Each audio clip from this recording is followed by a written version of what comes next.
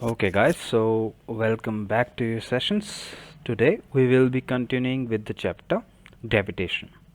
So, in this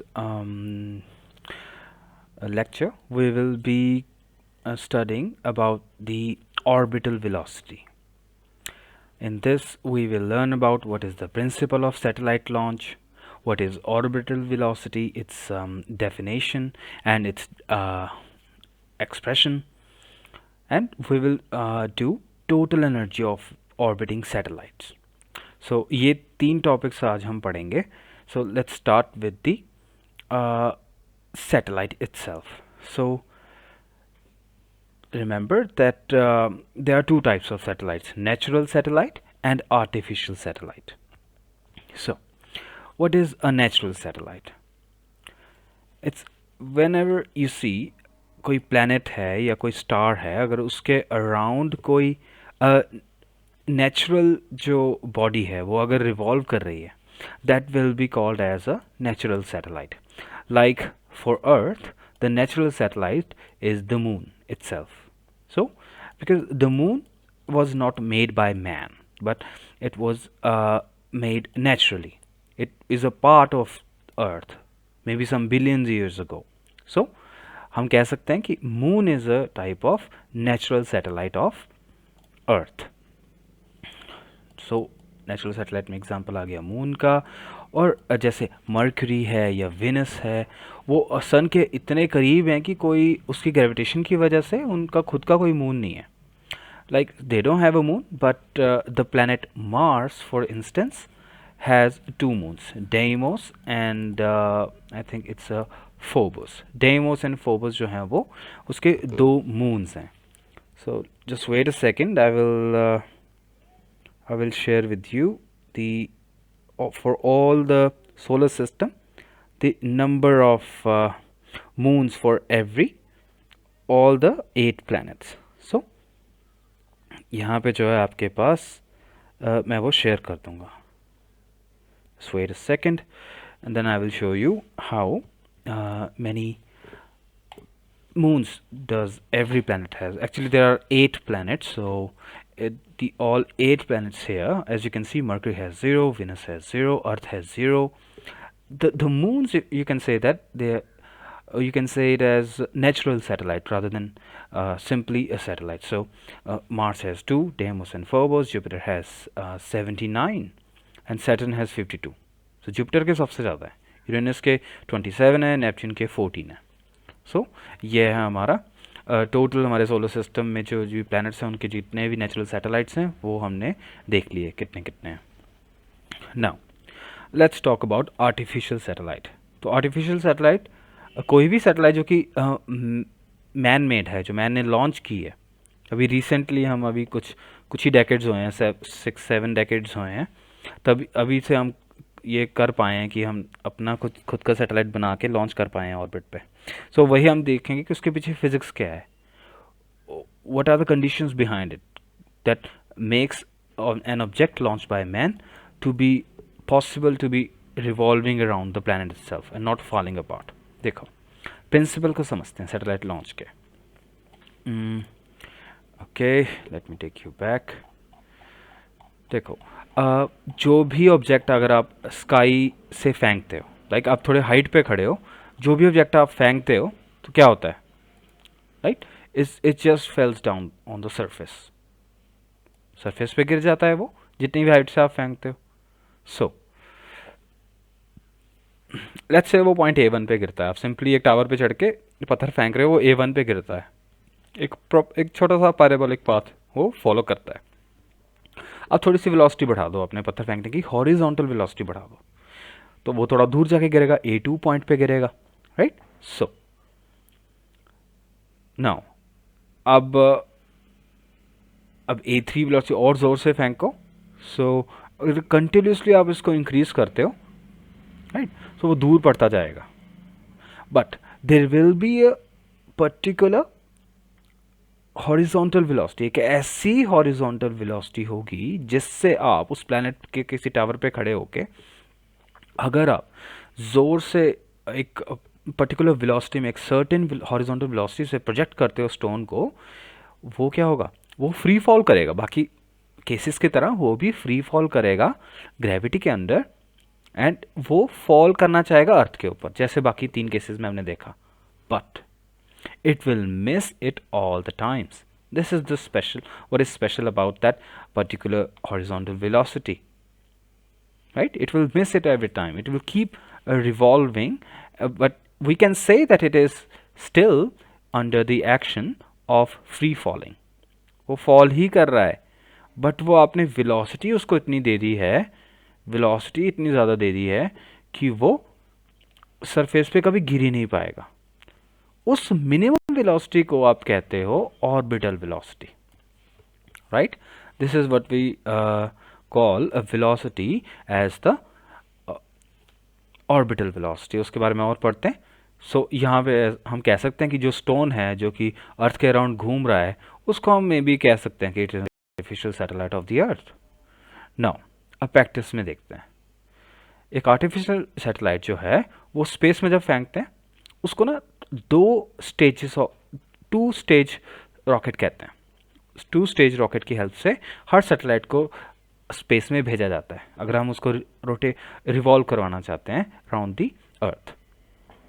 so retro rockets लगे होते हैं उसके साथ, स्पेसक्राफ्ट पे लगे होते हैं, और यहाँ पे जिस डायरेक्शन में मोशन करना है स्पेसक्राफ्ट ने उस डायरेक्शन में उसको रखा होता है।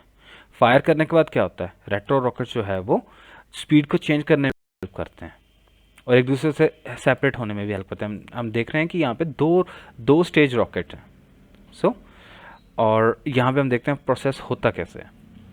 ओके, सैटेलाइट को जो है रॉकेट के टिप पे रख देते हैं वो, जैसे मान लो इसी को आप रॉकेट मान लो, टावर को आप रॉकेट ही मान लो, आपने स्पेस में छोड़ दिया इसको, राइट? सो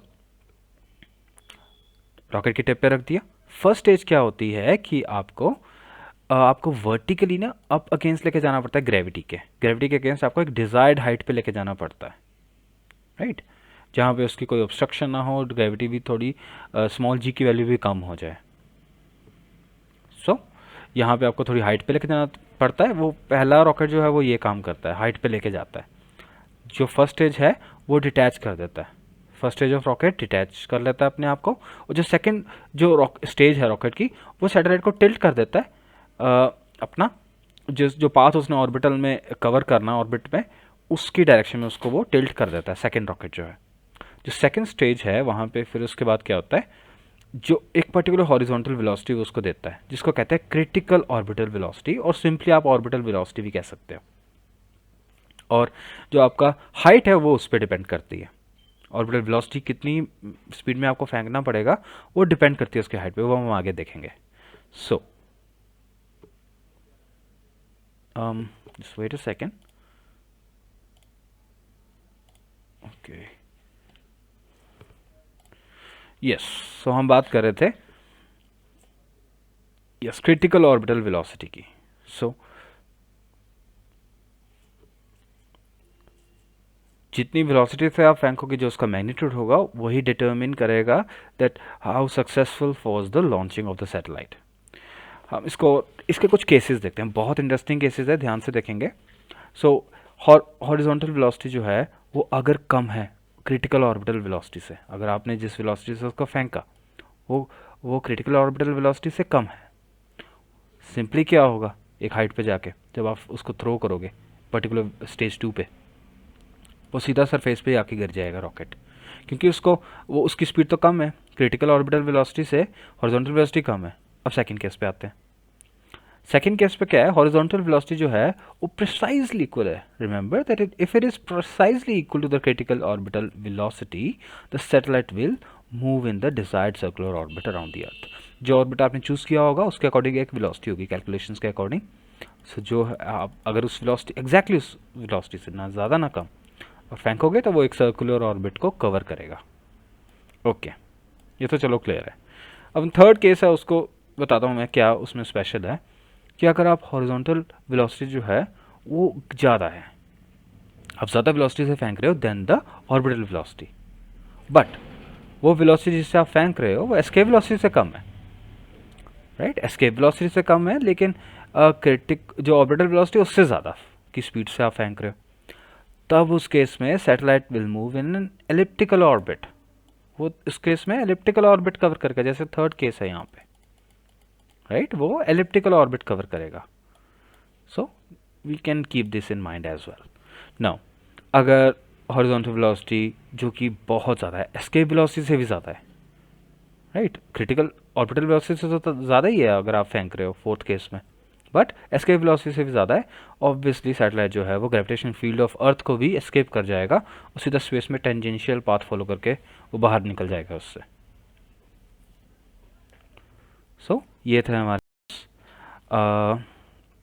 डिफरेंट केसेस और डेफिनेशन ऑर्बिटल वेलोसिटी की। जो एक सर्टेन वेलोसिटी है जिसमें अगर आप उस पर प्रोजेक्ट करोगे हॉरिजॉन्टल वेलोसिटी उतनी दोगे अगर आप, सो it will be in a state of free fall under the gravity but missing all the times.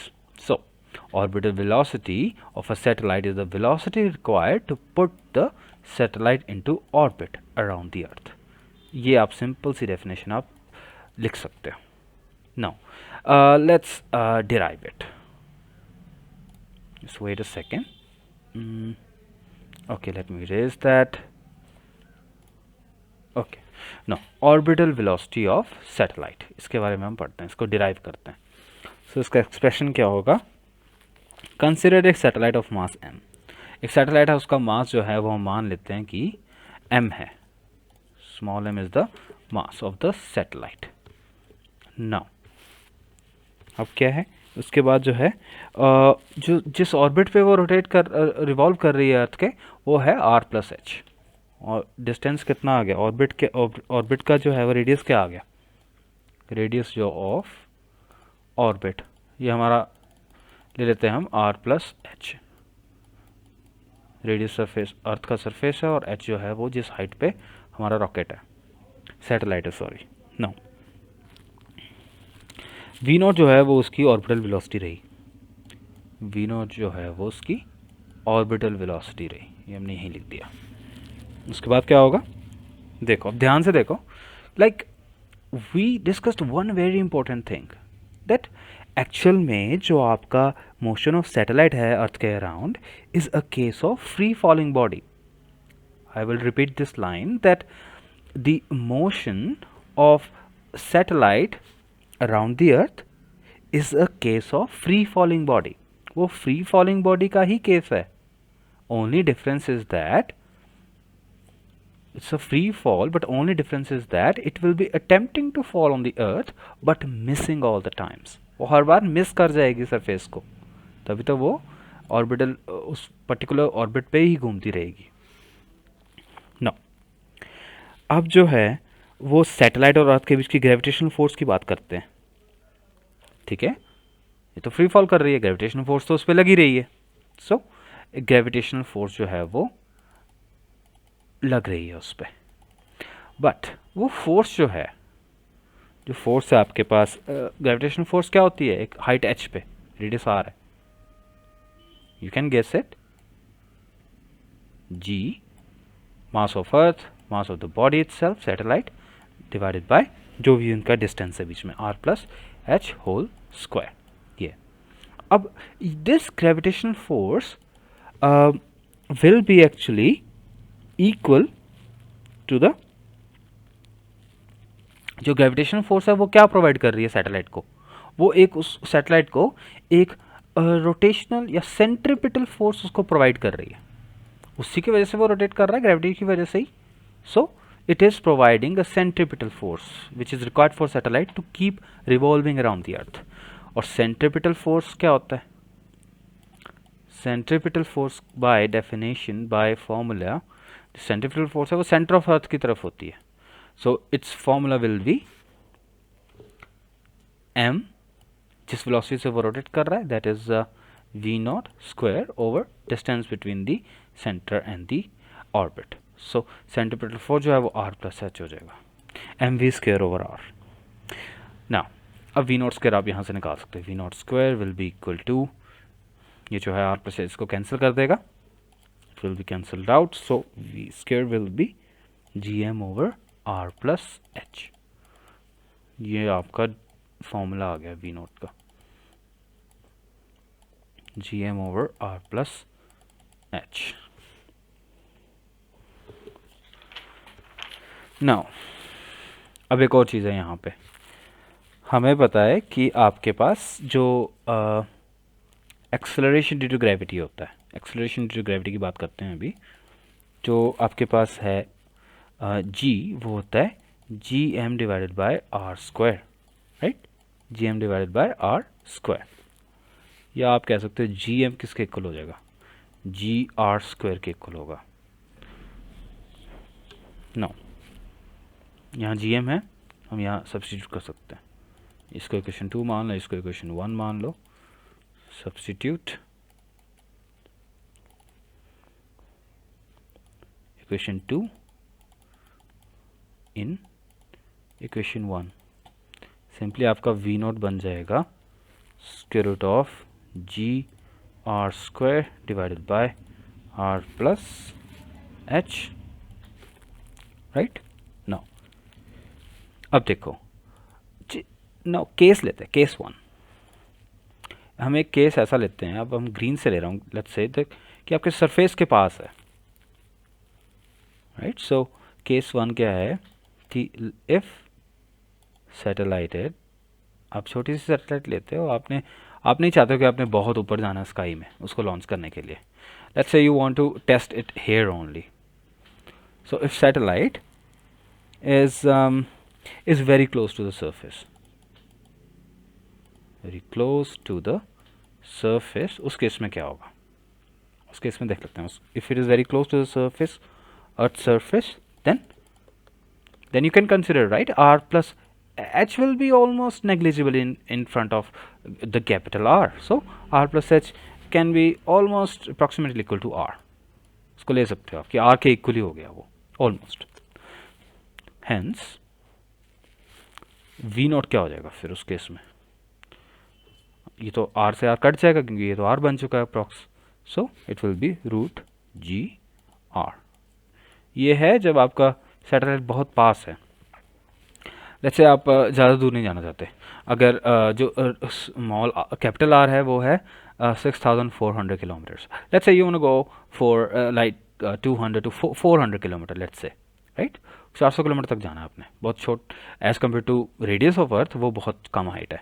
तो उस केस में हम डिराइव करके देखते हैं, स्मॉल जी की वैल्यू क्या है सरफेस अर्थ के पास, 9.8 मीटर पर second square, and our radius is actually 6.4 into 10 raised to power 6 metre, 6400 kilometre था, उसको मीटर में ये लिख सकते हैं। देयरफॉर दोनों की वैल्यू सब्स्टिट्यूट कर देंगे, क्या बन जाएगी, 9.8 times 6.4 into 10 raised to power 6, so 9.8 times 6.4, ये रूट है, तो ये बन जाएगा आपका ऑलमोस्ट 7.92 किलोमीटर्स पर सेकेंड। कन्वर्ट कर सकते हो, यहाँ पे सॉल्व करके आप 10⁻6 है तो ये आ जाएगा आपका मीटर्स में आ जाएगा, 10⁻3 मीटर जो कि किलोमीटर होता है, और बाकी इसको आप सॉल्व कर सकते हो, अप्रॉक्सीमेटली होगा 7.92, अराउंड 8 किलोमीटर पर सेकेंड की अगर आप स्पीड देते हो, वही आपकी ऑर्बिटल वेलोसिटी होगी। कंडीशन क्या है कि ज़्यादा हाइट से नहीं आपने वो देनी है, आपने ज़्यादा हाइट पे नहीं सैटेलाइट को लेके जाना, अगर 400-500 किलोमीटर तक रहना है तो आपके आराम से जो है वो इतनी वेलोसिटी अगर आप दोगे सैटेलाइट को, वो पकड़ लेगी अपने आप ऑर्बिटल वेलोसिटी, राइट।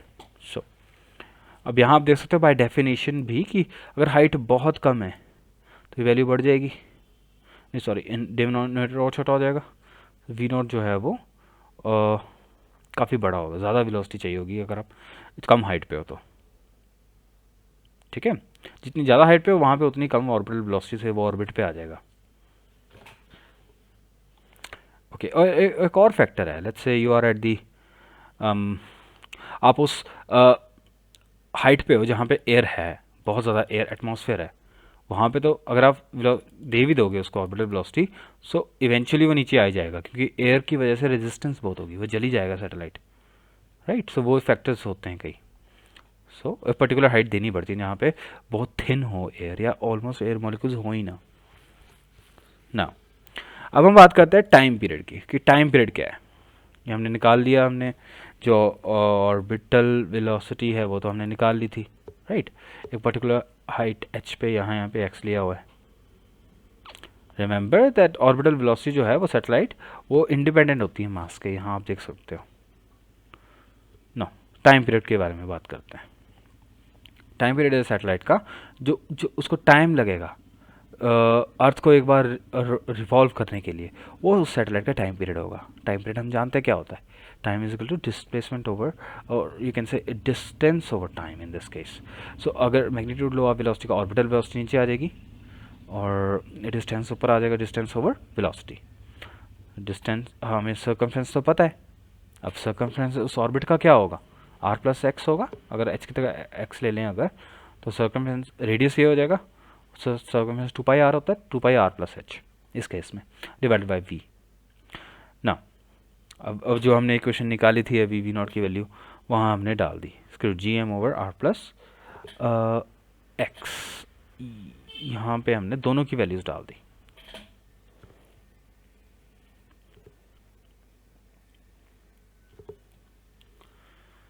ओके, सो अगर आप वो वैल्यूज़ डालोगे v की और v नॉट की, और जो आपके पास उसका सर्कमफ्रेंस है उसकी वैल्यू भी डाल दोगे, जैसे कि ये है t is equal to 2 pi r plus H divided by G are square, क्या थी वो value, divided by r plus H whole square, इसका स्क्वायर रूट था, राइट। सो जैसा हमने यहाँ देखा, ये हाँ इसी का स्क्वायर रूट था। अगर आप ये करते हो तो इजीली आपका यहाँ पे सॉल्व हो जाएगा। ये आर प्लस एच का ये स्क्वायर है, यहाँ पे यहाँ आर का स्क्वायर है, आप सिंपली जो है वो यहाँ पे जी को अंदर रहने दो, बाकी सब बाहर ले जाओ। आर प्लस एच से आर प्लस एच जो है वो पावर 3 बन जाएगी, क्योंकि ये डिनोमिनेटर में है। यहाँ पे मैं हल्का सा सॉल्व कर देता हूँ, 2 पाई डिवाइडेड बाय कैपिटल आर तो बाहर आ जाएगा, आर स्क्वायर है इसलिए, और यहाँ पे आपका आर प्लस एच देखो नीचे था स्क्वायर में था, यहाँ इसके रूट था, तो यहाँ पे जो है वो बाहर आएगा आर प्लस एच, डिनोमिनेटर में तो बाहर आके ऊपर चल जाएगा, यहाँ पे आर प्लस एच का होल क्यूब हो जाएगा, और नीचे आ जाएगा जी, स्मॉल जी, और ये स्क्वायर रूट तो रहेगा। तो ये आपकी वैल्यू आ गई टाइम पीरियड की, राइट। सो आप यहाँ सॉल्व करके निकाल सकते हो, आपको पता है circumference divided by orbital velocity लेना है, इजीली आप सॉल्व कर सकते हो। Now let me take you to the height of the satellite above earth surface. So अभी आपने क्या करना है, जो आपके पास इक्वेशन थी जो मैंने अभी निकाली थी, क्या थी वो equation, yes it was t is equal to 2 pi by r और square root of are plus H whole cube divided by g, ये थी हमारी टाइम पीरियड की वैल्यू। आपने हाइट निकालनी है, आपने क्या करना है, स्क्वायर कर दो बोथ साइड, इस इक्वेशन को स्क्वायर कर दो बोथ साइड्स। अगर आप स्क्वायर कर देते हो सो यहाँ पे आप सॉल्व कर पाओगे, उसको स्क्वायर कर देते हैं तो जैसा आप यहाँ देख सकते हो ये एच की जगह एक्स है इस बुक में। सो यहाँ पे जो है टी स्क्वायर ये ऊपर आ जाएगा, 4r square will be in the denominator, और यहाँ पे आर प्लस एक्स का whole cube, R plus X निकालोगे वो √3 वहाँ हो जाएगा, फिर आप एक्स की वैल्यू निकाल दे सकते हो, यहाँ पे आपका हाइट आ जाएगी एक्स, यानी कि आपकी हाइट एच। ओके, आपको टाइम पीरियड पता है, रेडियस पता है, एक्सेलरेशन ड्यू ग्रेविटी पता है, you can calculate the height of the satellite above the surface of earth. Now अब हम बात करते हैं एक इम्पॉर्टेंट टॉपिक है, जो कि आपके जिस टॉपिक को अगर आप समझ लेते हो सो आप easily, I think it will be easy for you to do some questions as well. Now we will study about total energy of an orbiting satellite. Total energy of an orbiting satellite. Okay, total energy की बात करेंगे। देखो actual में जो energy है satellite की उस orbit में, वो किस किस एनर्जी का सम होगा। देखो it will B potential energy, of course कुछ हाइट पे है उसकी एक पोटेंशियल एनर्जी होगी, ग्रेविटेशनल पोटेंशियल एनर्जी होगी, उसके बारे में हमने अच्छे से पढ़ा राइट। एक तो ग्रेविटेशनल पोटेंशियल एनर्जी होगी जिसको मैं यू से डिनोट करूँगा, हमेशा करते हैं यू से डिनोट करते हैं, सो it will B you plus, और क्या होगी, और जो उस सैटेलाइट की कुछ एक काइनेटिक एनर्जी होगी, राइट, उसकी एक काइनेटिक एनर्जी होगी, वो दोनों का जो सम करोगे वही हमारी टोटल एनर्जी होगी ऑर्बिटल सैटेलाइट की। और हमें पता है काइनेटिक एनर्जी किसकी वजह से है, वो जो ऑर्बिटल मोशन है सैटेलाइट का अर्थ के अराउंड उसकी वजह से है ना। अब देखो हमने सैटेलाइट लिया था, मास स्मॉल एम लिया था, स्मॉल एम मास लिया था, सैटेलाइट का मास लिया था स्मॉल एम, एंड हमने जो है और क्या लिया था, अर्थ का रेडियस कैपिटल आर था। नाउ अब आप ट्राई करो एक बार, what will be the formula for potential energy of small m mass satellite at height of are plus h. R plus h उसकी हाइट है, राइट, आर ये और एच उसकी हाइट, आर प्लस एच। उसके लिए पोटेंशियल एनर्जी क्या होगी, it will be yes minus of G capital M small M divided by are plus H. ये है potential energy. No, R radius है अर्थ का, एच जो है वो हाइट है ऑर्बिट की, जिसमें जो है वो सरफेस से उसकी हाइट है सैटेलाइट की। नाउ काइनेटिक एनर्जी क्या होगी, kinetic energy will be how much, it will be equal to half M, and जो वेलोसिटी से जो वो चल रहा है तो वो वी नॉट ही है, जो उसकी ऑर्बिटल वेलोसिटी है वी नॉट स्क्वायर। नाउ उसके बाद क्या होगा, सिंस जो सैटेलाइट है वो सर्कुलर पाथ फॉलो कर रही है, सो उसका जो सेंट्रिपिटल फोर्स है जो सैटेलाइट को चाहिए वो ग्रेविटेशनल फोर्स के बराबर होगी उन दोनों अर्थ और सैटेलाइट के बीच की, right. Remember that how we did in the derivation itself, derivation में हमने किया था यहीं पे, लाइक द सेंट्रिपिटल फोर्स, जो सेंट्रिपिटल फोर्स है वो आपके पास इक्वल हो जाएगी ग्रेविटेशन फोर्स के बराबर,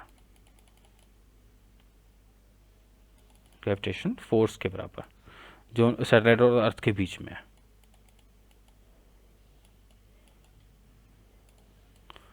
सेंट्रिपिटल फोर्स का फॉर्मूला क्या होता है, yes M we square over are plus H.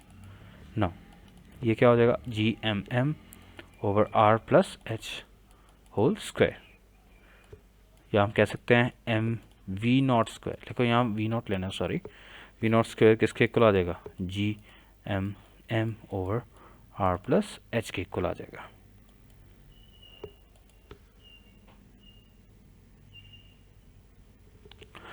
अब यहाँ जो काइनेटिक एनर्जी है वो एम वी स्क्वायर आ गया यहाँ से हमारे पास, राइट, ये देखो एम वी स्क्वायर की वैल्यू आ गई हमारे पास। अब ऐसा कर सकते हो आप काइनेटिक एनर्जी में डाल दो, सब्स्टिट्यूट कर दो इसको, M V naught square in equation let's say 1, इसको मान लो इस आर्टिकल में आप। सो काइनेटिक एनर्जी की इक्वेशन बन जाएगी, kinetic energy will be equal to 1/2, और एम वी नॉट स्क्वायर तो आपको पता ही है, G M M over are plus H. Now अब देखते हैं हम टोटल एनर्जी के बारे में। Now total energy, total energy हमें पता है क्या होती है सैटेलाइट की, उसकी जो है वो kinetic energy plus kinetic energy, sorry plus potential energy का, ये पोटेंशियल प्लस काइनेटिक दोनों का सम। तो पोटेंशियल क्या है, remember it is in the negative, so I will write it as minus G M M divided by are plus H, और kinetic energy हमने यहाँ से निकाल ली है इक्वेशन 2 से, देख लो, जी सॉरी इक्वेशन 2 यहाँ है, half of G M M over are plus H. Okay, अगर आप हाफ में से 1 माइनस करते हो तो माइनस हाफ बचेगा, अगर आप हाफ में से 1 सब्ट्रैक्ट करते हो तो माइनस हाफ बचेगा, so it will be minus half of G M M over r plus h. This will be the total energy of the satellite orbiting around a planet, let's say the earth in this case.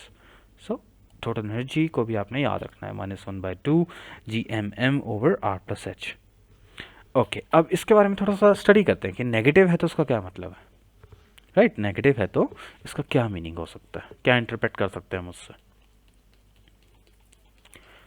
Now look here, total energy negative आ रही है। अब negative energy का मतलब है कि जो satellite है वो बाउंड है अर्थ के साथ, जैसे कि अर्थ सन से बाउंड है, सैटेलाइट भी जो है वो अर्थ से बाउंड है, अट्रैक्टिव है फोर्स उनके बीच में, वो नेगेटिव को बता रही है, राइट। सो अगर टोटल एनर्जी कब इंक्रीज होएगी, या total energy of satellite increases, यानी कि इंक्रीज क्या होगा, सैटेलाइट का एनर्जी का इंक्रीज होना क्या है, नेगेटिव एनर्जी का इंक्रीज होना क्या है, उसका लेस नेगेटिव होना, राइट। उसका लेस नेगेटिव होना, कम नेगेटिव हो रही है उसका मतलब वो इंक्रीज कर रही है ना, क्योंकि उसकी वैल्यू खुद में ही नेगेटिव है। तो पॉजिटिव कब होगी, वो ज़ीरो ही हो सकती है मैक्सिमम, नेगेटिव वैल्यू है तो ज़ीरो हो सकती है मैक्सिमम, उससे ज़्यादा पॉजिटिव नहीं हो सकती, उससे ज़्यादा बढ़ नहीं सकती, वो मैक्सिमम ज़ीरो हो सकती है। सो -1/2 GMM/R+H, it if you increase it, the energy will increase if it becomes a less negative। और लेस नेगेटिव कब होगी, जब उसका डिनोमिनेटर बड़ा होगा, राइट, जब उसका डिनोमिनेटर बड़ा होगा। अब डिनोमिनेटर बड़ा कब होगा, जब आप हाइट को बढ़ाओगे, यानी कि और दूर लेके जाओगे। The further it is away from the earth, the satellite, the total energy of the satellite will increase. Let me show you in a different way. Okay, let's say ये आपका है, एक सिंपल लाइन में draw कर रहा हूँ, ये आपका न्यूट्रल पॉइंट 0 है, यहाँ पे मैं रेडियस, ये इसका जो ये एक्सिस है हॉरिजॉन्टल वाला, वो मैं रेडियस से डिनोट कर रहा हूँ। रेडियस जो है वो बढ़ेगा तो मतलब आप यहाँ पे आगे बढ़ रहे हो ना। अब हम स्टडी करते हैं काइनेटिक एनर्जी की। अब देखो ऑब्वियसली बात है, हाफ mv², राइट। सो अगर आपका जो काइनेटिक एनर्जी वो कैसे वेरी करेगी, जो रेडियस है,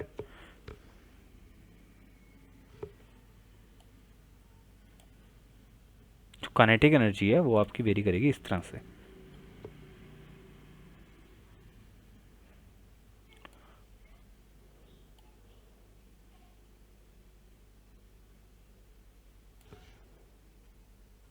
रेडियस के 0 होने पे तो वो रुक जाएगी बॉडी मैक्सिमम वेलोसिटी के बाद। टोटल एनर्जी इस तरह से वेरी करेगी। जो आपकी पोटेंशियल एनर्जी है वो भी ऐसे जो है वो नेगेटिव है, बट कम नेगेटिव होगी। जैसे आप डिस्टेंस बढ़ाते जाओगे आर, ये R+H जो है वो एक्चुअल में आर क्या है, R+H, यानी कि H पे डिपेंड कर रहा है, आर तो कांस्टेंट है तो H पे डिपेंड कर रहा है। सो हाइट जैसे जैसे बढ़ेगी आपकी, जो ये आपकी पोटेंशियल एनर्जी है U, ये है आपके पास टोटल एनर्जी, और ये है आपकी काइनेटिक एनर्जी जो कि पॉजिटिव है ना, इसलिए ऊपर उसको फर्स्ट क्वाड्रेंट में रखा है। नो, अब यहाँ पे क्या है, तो एनर्जी कैसे चेंज हो रही है, पोटेंशियल एनर्जी जैसे हाइट बढ़ रही है वो कम नेगेटिव हो रही है, जीरो इस लाइन की तरफ आ रही है, न्यूट्रल की तरफ, राइट। सो ये है आपके पास, इस डायग्राम से आप अंडरस्टैंड कर सकते हो that how the kinetic energy and potential energy very and total energy of a satellite with distance r in this figure.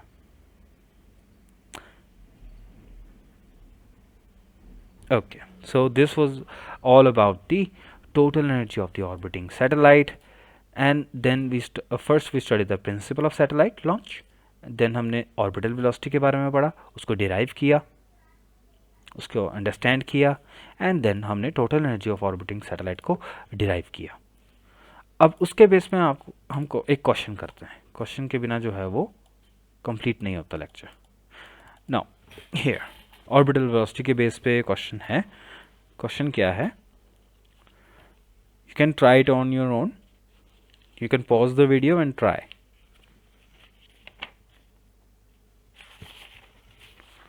Now let me see the question. A rocket was fired with a velocity of 6 km per second. 6 km per second की velocity से जो rocket को fire किया गया,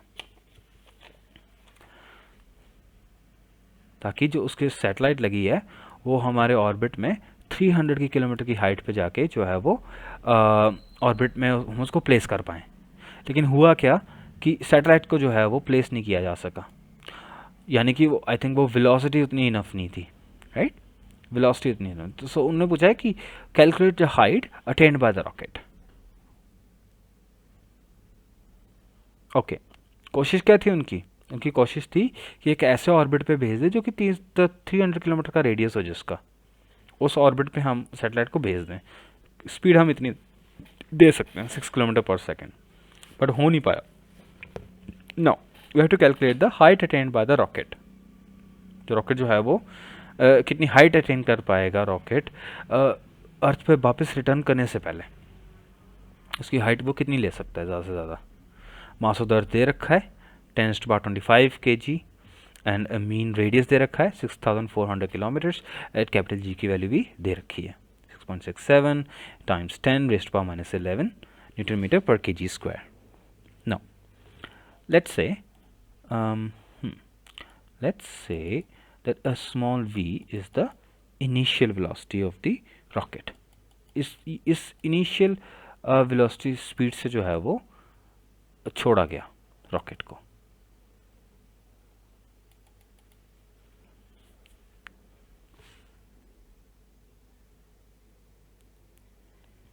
no,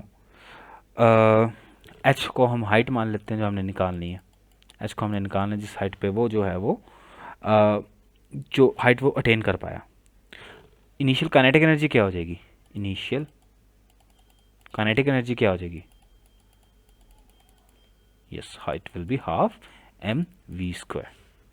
now potential energy rocket की क्या हो जाएगी सरफेस, अर्थ के सरफेस पे? Give it a try at earth surface. जो भी आपको नॉलेज है यहाँ से अभी आपने देखा है, सरफेस पे पोटेंशियल एनर्जी का क्या फॉर्मूला होता है? नेगेटिव में होता है -g/m/m। सरफेस है तो यहाँ पे आ रही आएगा, तो यहाँ भी आप टोटल फाइनल एनर्जी निकाल लो। टोटल फाइनल एनर्जी कितनी आ जाएगी?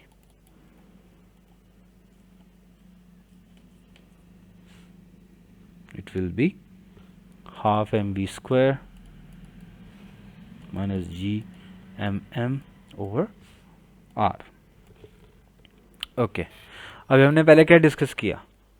एक्सट्रीम हाइट पे जाके, बहुत ज़्यादा हाइट पे जाके क्या होगा? आप देख सकते हो यहाँ पे, जब हाइट बहुत ज़्यादा बढ़ा दोगे तो काइनेटिक एनर्जी का क्या बनेगा? ज़ीरो हो जाएगी ना, वो फाइनली जाके रुक जाएगी वो body,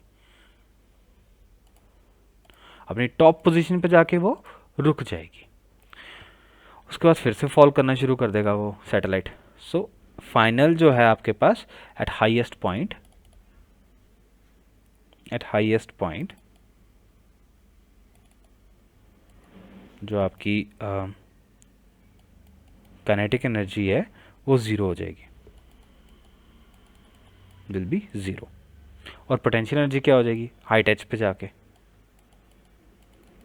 -gm/m/r+h।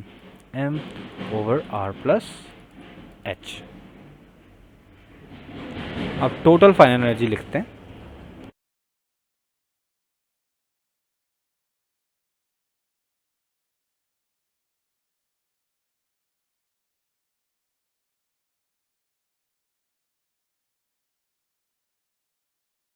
So this is the total final energy. Now I would like you to apply the law of conservation of energy. क्या कहता है कंजर्वेशन ऑफ एनर्जी लॉ?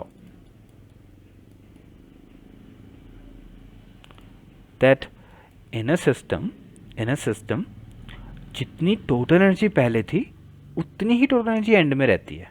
कि एनर्जी जो है वो आप खुद में ख़त्म नहीं हो जाती, it just gets exchanged.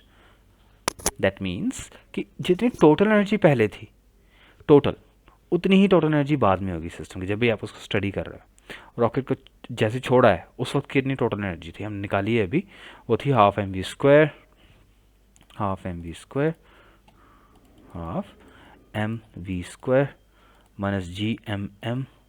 -gmm/r और जो फाइनल आपकी फाइनल एनर्जी है वो है आ जाएगी minus G M M over are plus H.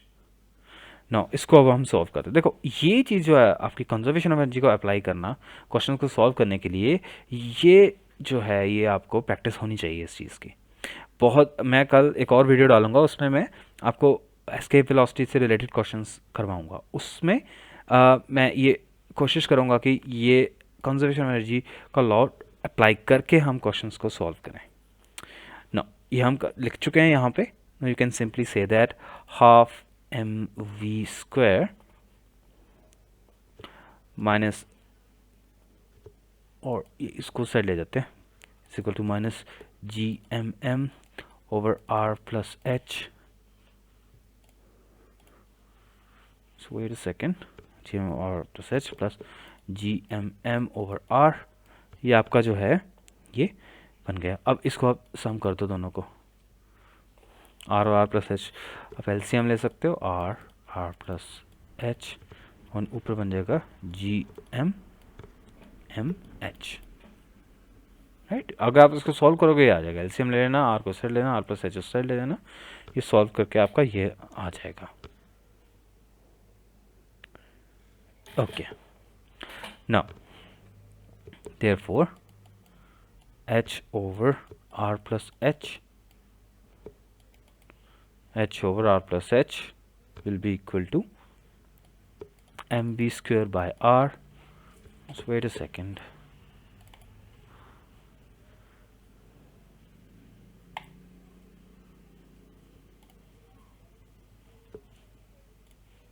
mv square over r by 2 gmm is equal to v square r over 2 gm। Okay, यहाँ देखते हैं हुआ क्या है। M half M we square था इस साइड और इस साइड था आपका g M m h over are plus h. So इन्होंने क्या किया है, इन्होंने इसी को आगे सॉल्व किया है और h over are plus h बन गया।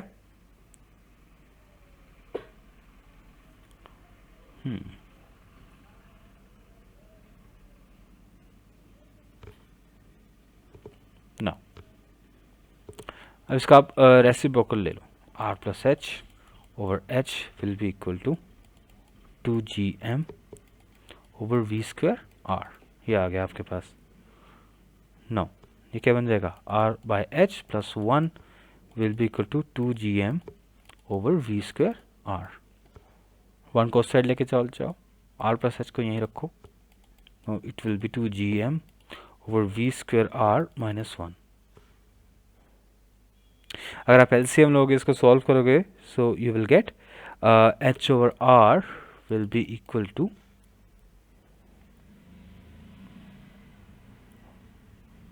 v square, let's do it step by step, 2gm times v square r divided by v square r. So h will be, see you can pause the video and solve it from this point here. यहाँ से इन चीज़ों को आप solve कर सकते हो खुद से, you can look into it, okay? अगर सॉल्व करोगे यही चीज़ आएगी। Now h will be v square r square divided by 2gm minus v square r.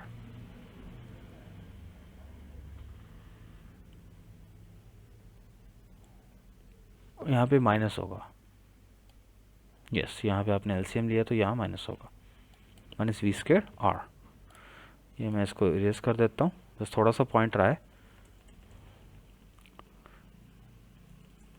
ये क्वेश्चन मैंने इसलिए लिया ताकि मैं कंजर्वेशन ऑफ एनर्जी को एक्सप्लेन कर पाऊँ, वो कैसे अप्लाई हो सकती है ऑर्बिटल वेलोसिटी को निकालने में या उससे रिलेटेड क्वेश्चंस में, टोटल एनर्जी वाले क्वेश्चंस में।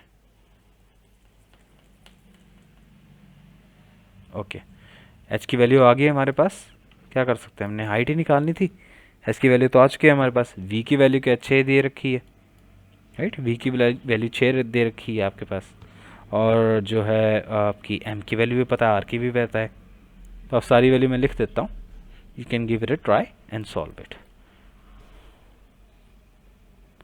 So 6 into 10 to the power 3 का whole square v square है, and then there will be 6.4 into 10 to the power 6 का square divided by 2 into 6.67 into 10 to the power minus 11 times 6 into 10 to the power 25, take away 6 into 10 to the power 3 का square into 6.4 into 10 to the power 6.